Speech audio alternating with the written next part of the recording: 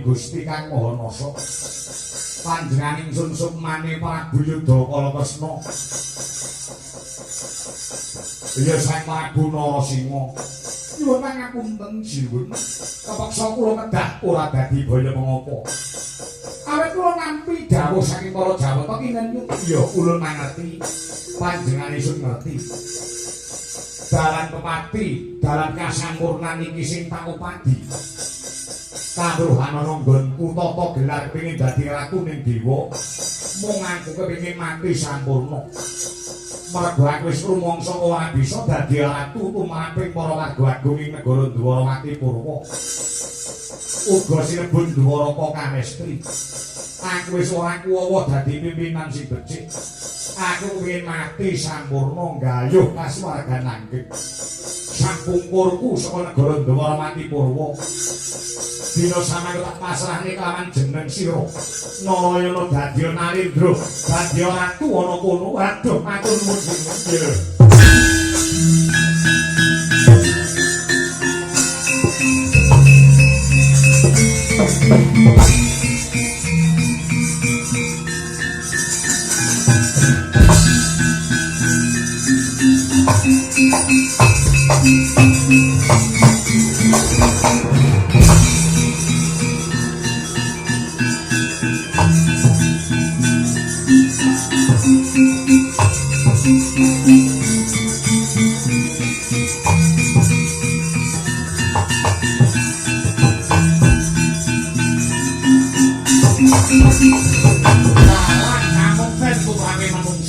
dewe-dewe Narayana yen wis piresti wahyane mangsa kala entuk kamulyan kang saged entuk kamulten mung Gusti sing akan ya jagat iki ngamuninani muni iki saged dawuh kula ya samangku bangkit jeneng sira mateni kelawan Yudakala Kresna ya Sang Prabu Narasimha tergesih jumbuh lan janji ulun iso mateni mungsuh mungge kaiwangan kowe tak wisuda dadi ratu ning negara Dwarawati Purwa kene.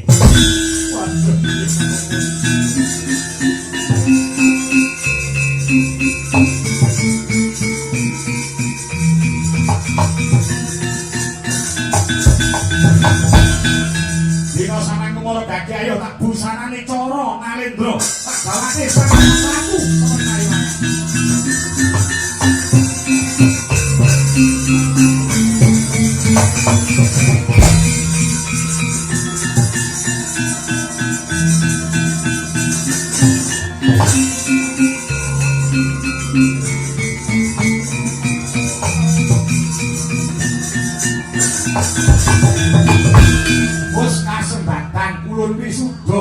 Narendra kanthi sono nggonmu teteken kanthi tekun tekan sing kok gayuh dadi wong mulya sarenane Krida Brata bebantu marang Soma Samaning murid dadi kasudapan kita Narayana kuwi wis ngestaken dawuh lah kanthi mengkono jan kene wis lakon ulun wisuda dadi ratu ning negara Dwaraka Kamestri Dwarawati Purwa tak penehi jejuluk Sri Bagendra Prabu Kresna.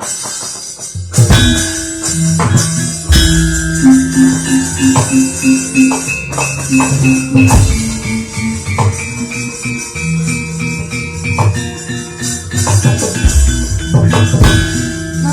Dwarawati Purwa dicekak nganggo jeneng Negara Dwarawati gen gampang ditulis lan diapalke.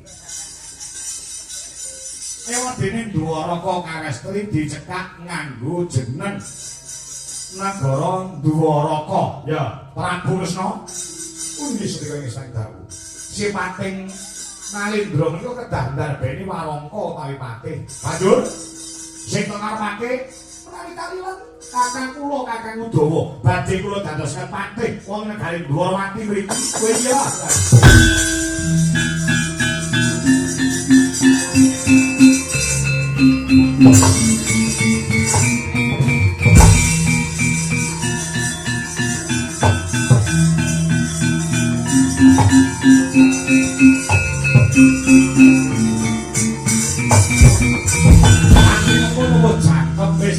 Wis buntas wis mundhak gelaring carita Narayana wini suda dadi ratu sing becik kena nggo conto kena nggo gondelan sing ala katuta barat lawan lesus jeneng si Narayana wis dadi ratu kanthi jejuluk Prabu Lesna wis entuk kamulyan muga kamulyan katentreman kaharjan sumambau kaliyan panjenengane Bapak Tarmin saha Ibu Katmi kan marang beda panjenengane Mbah Dwi Lestari saha Mas Saipul Anwar.